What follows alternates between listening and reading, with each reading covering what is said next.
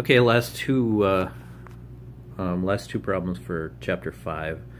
The first one, problem 36, 536. I realized we didn't really talk about this a lot, and one of the reasons I include this problem is because I want you to be able to work through some logical things on your own. When we solve this on Wednesday, you may have some questions on it, but basically it gives you a good example of how joint costs are allocated.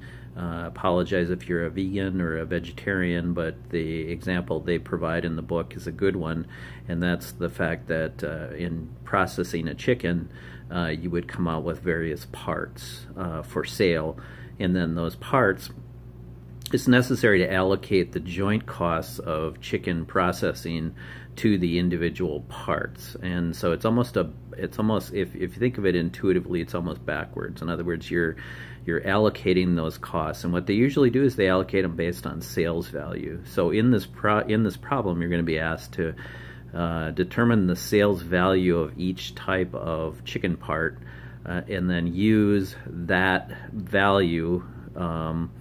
In other words, the value of the breasts over the total value of selling the chicken parts to allocate the joint costs. It's largely a mathematical exercise, and hopefully that will make sense to you. The last problem, 37, is again similar to 25, 26, and 27.